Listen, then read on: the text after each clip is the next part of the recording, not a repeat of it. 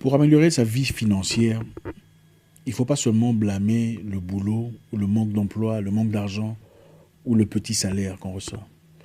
Il faut plutôt se focaliser sur soi-même. Il faut améliorer soi-même.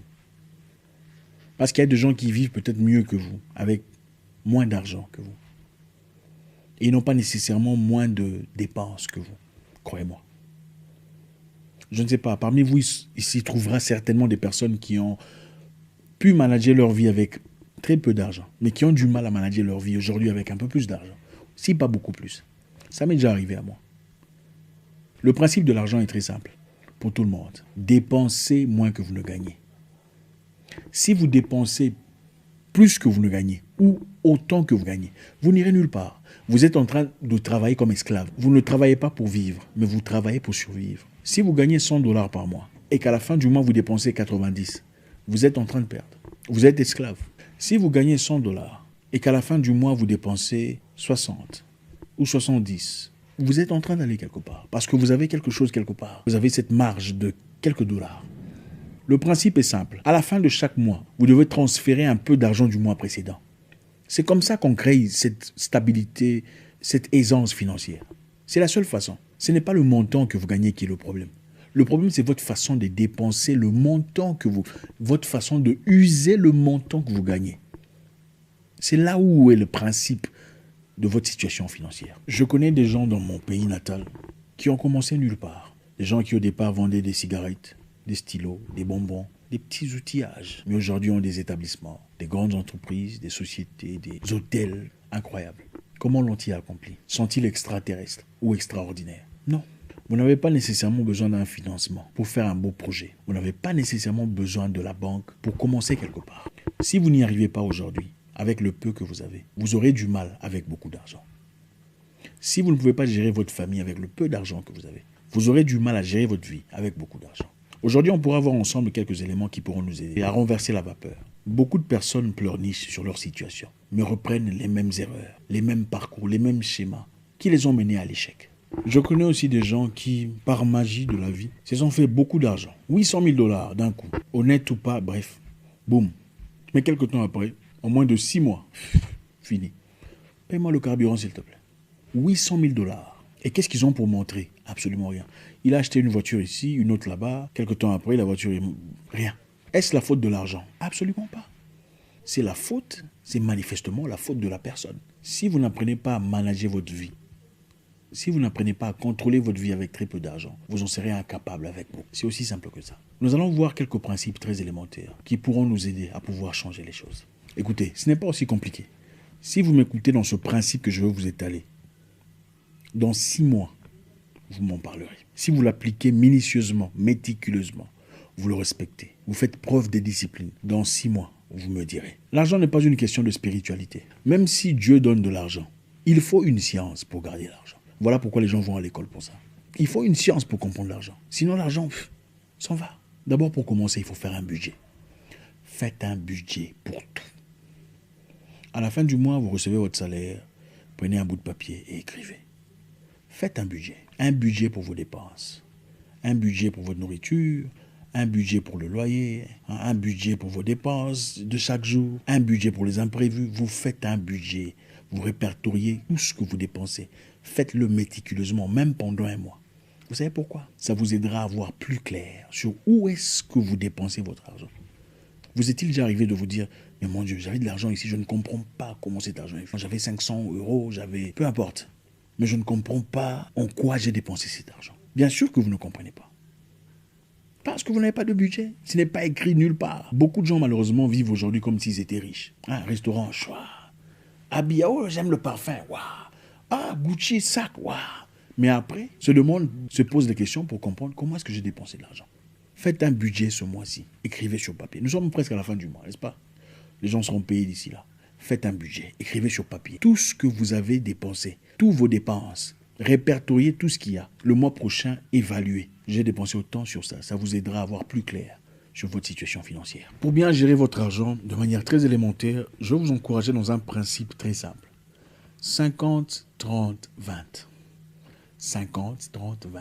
C'est-à-dire 50% de votre salaire, 30% de votre salaire et 20% de votre salaire. Qu'est-ce qui va se passer avec ça? 50, 30, 20. 50% de votre salaire sera dépensé dans les besoins essentiels journaliers ou mensuels. Vous mettez de côté. 30% de votre salaire sera dépensé dans vos désirs, vos envies. Et 20% de votre salaire sera votre épargne. Ça, c'est l'argent que vous ne toucherez pas. 50% de votre salaire, les besoins essentiels de votre vie. C'est-à-dire 50% de votre salaire, c'est-à-dire le loyer, il faut payer la maison, les factures, il faut payer le courant, l'eau, les frais scolaires, les soins médicaux. Donc les choses les plus importantes de votre vie. L'être humain a plusieurs besoins. Il y a des besoins essentiels et des besoins non essentiels. Les besoins essentiels sont ces besoins qui sont importants, sine qua non, les besoins inévitables de votre vie. Écoutez, la plupart des gens vivent bien avec très peu d'argent, mais ont du mal à vivre avec beaucoup d'argent. Vous savez pourquoi? Ce n'est pas parce que les charges ont augmenté. Absolument pas. C'est parce que les envies ont augmenté. Les désirs ont augmenté. Avec plus d'argent, vous voulez acheter du chocolat que vous n'achetiez peut-être pas précédemment. Vous voulez des chaussures Gucci que vous n'achetiez peut-être pas précédemment. Vous voulez aider Jessica ou Joséphina que vous n'aviez pas aidé dans le passé.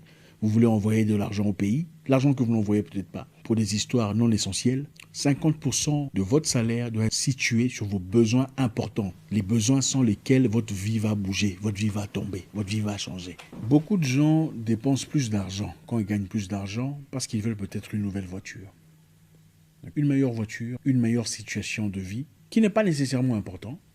Mais voilà, il y avait un tableau que j'ai vu quelque part, il faut que je l'achète pour ma maison. Il y avait un balançoire que j'ai vu de l'autre côté, il faut que je l'achète. Vous n'en avez pas nécessairement besoin. Mais comme vous gagnez un peu plus d'argent, voilà, il y a de l'espace, il y a ces envies, ces pulsions qui viennent et qui vous poussent à acheter des choses dont vous n'avez pas nécessairement besoin. 30% de votre salaire sera dépensé dans vos désirs.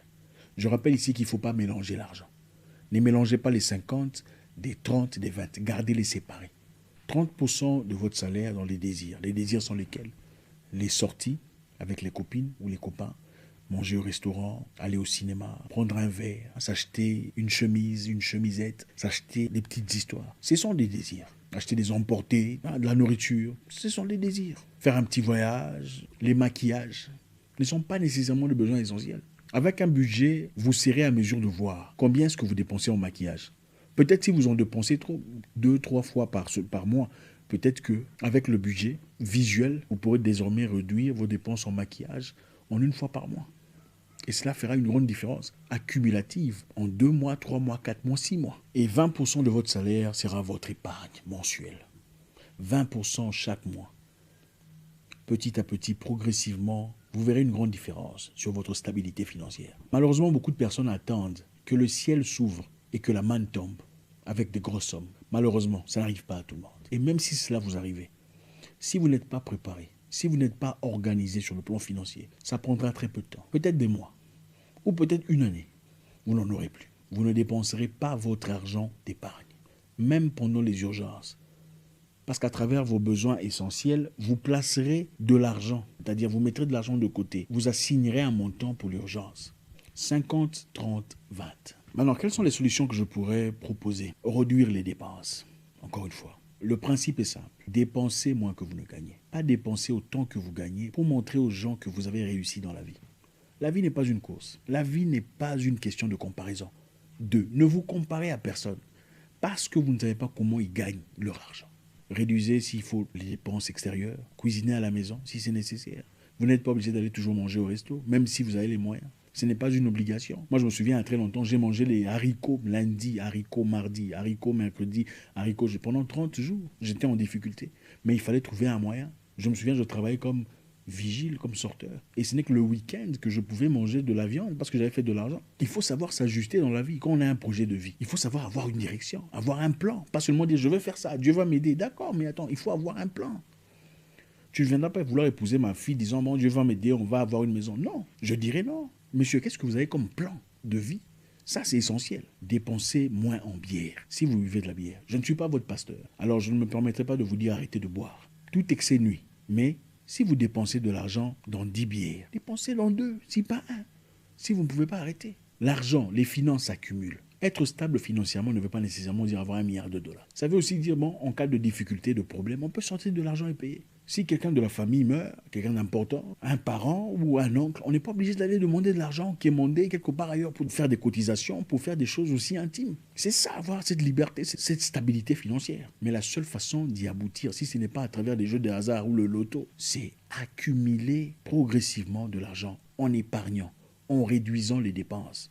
Non, vous n'avez pas besoin d'un sac Gucci si vous êtes encore en difficulté financière ou vous vivez dans une maison où il y a à peine de l'eau chaude. Vous n'en avez pas besoin. La troisième chose, peut-être qu'il vous faut vous retirer de ces plateformes qui déclenchent certaines pulsions, telles que Instagram. Je connais une personne qui me disait, à chaque fois que je vais sur Instagram et que je vois mes amis prendre du champagne, je vais aussi acheter du champagne pour mettre une photo. À chaque fois que je vois quelqu'un que je connais faire un voyage quelque part, moi aussi j'achète un billet, je ne peux pas rester en arrière, je dois acheter et faire quelque chose. Mais quelles en sont les finalités ? Incapable de progresser dans la vie. Parce qu'en réalité, il faut garder un standard, il faut que le monde dise que je suis aussi apte à faire ce qu'il faut. Évitez de vous exposer dans des activités qui vous poussent à dépenser ou des gens qui vous poussent à dépenser. Oui, il y a des gens qui viennent, ah mon cher, tu sais, il y a des habits, hein, on part voir. Eh mon cher, tu sais, il y a des chaussures, hein, on part voir. Eh mon cher, tel ou tel emmené des chaînettes. Il y a des gens pareils qui vous poussent toujours dans une direction qui n'a pas été prévue.